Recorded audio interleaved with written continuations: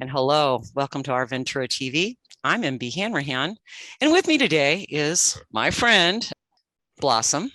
And Blossom's here today to share about her experience as a formerly unhoused person. So, Blossom, welcome to Our Ventura TV. And why don't maybe you can start off by describing the different arrangements that you had during your period of being unhoused. Okay, yes, thank you for having me, MB. Yes, when I was unhoused, it was real challenging finding the resources that were available to me. And at the time, I was in the closet, so I was presenting mail, so it was much different. I didn't feel safe enough being open while I was unhoused.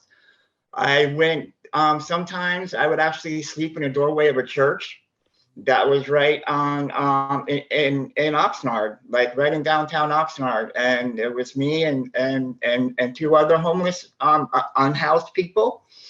And sometimes I would go to the rescue mission in Oxnard, and they have a bunk program for men, and you could stay there for like 10 days at a time, and I was just bouncing around. Wow. Okay. So do you want to go into, if you feel comfortable, some of the conditions that led to being unhoused? Because I really don't think people that haven't been there, how do you get there, right? Exactly right.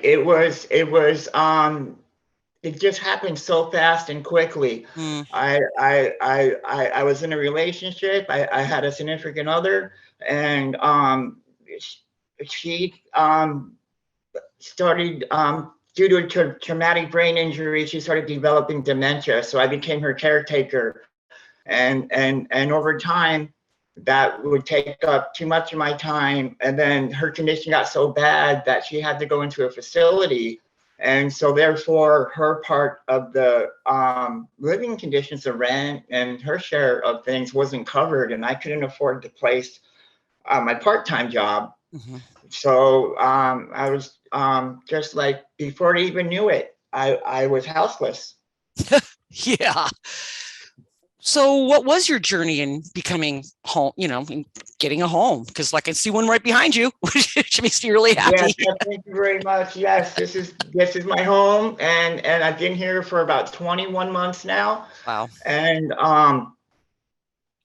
what got me into this place was going through a rapid rehousing program for the mentally ill that are homeless, because I suffer from CPTSD.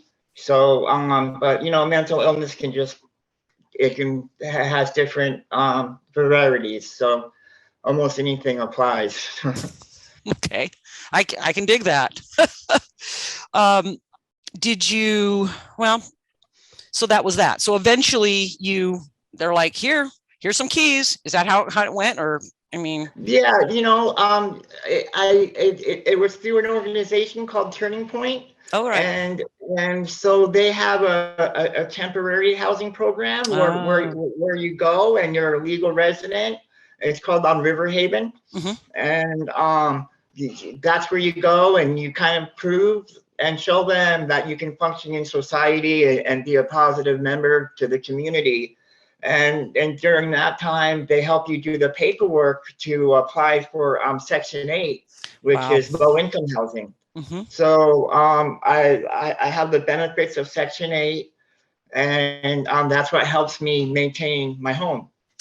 Thank you for going into detail about that, because, and I want to sail into this one right now, people think all sorts of things, coming from where they're coming from or coming from a prejudice, okay, whatever, but they don't know.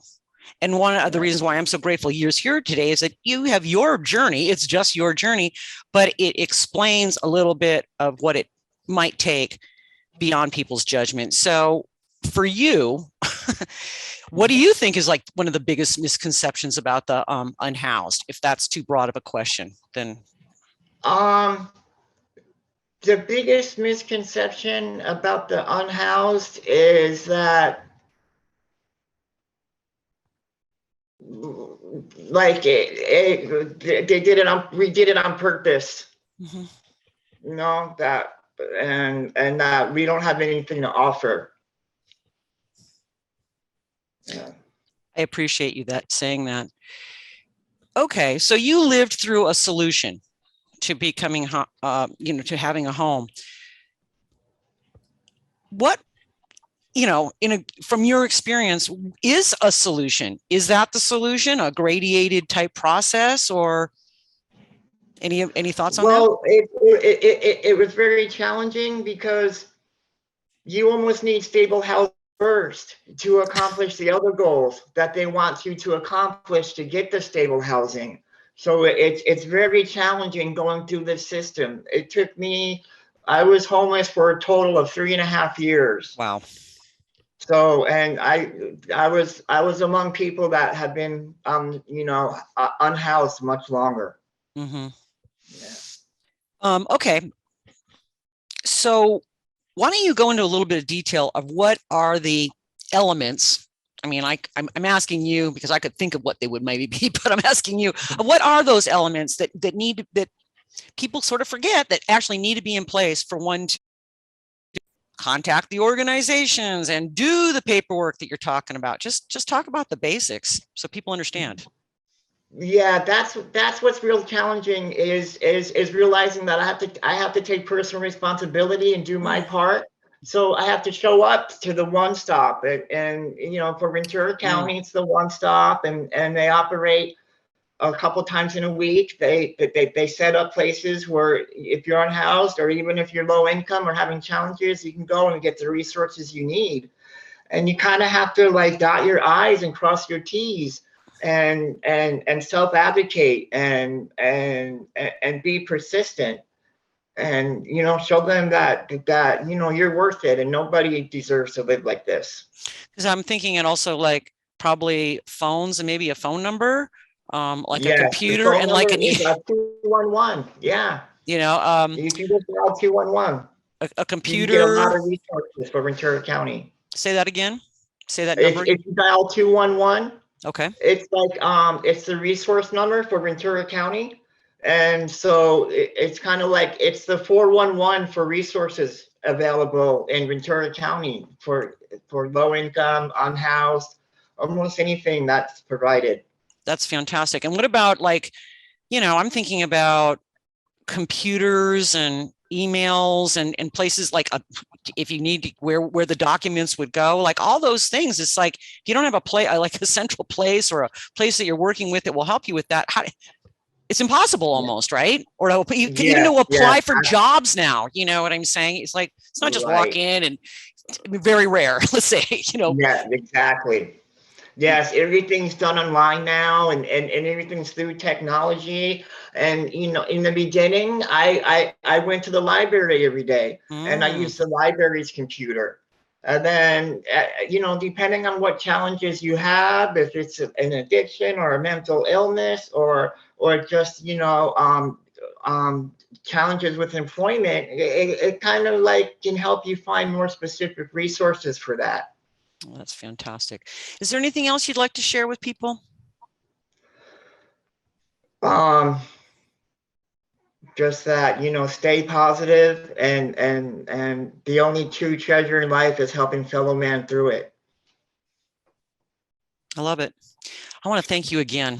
I want to thank you for your courage. And also I'm really just grateful to see you in a warm, safe place, talking to me on your computer and getting text messages on your cell phone, like these material things. I know, they're a chain.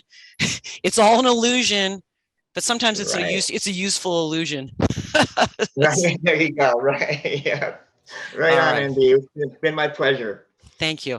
And I want to thank you there, our audience. Thanks for tuning into Our Ventura TV. I am MB Hanrahan, and we'll see you next time around.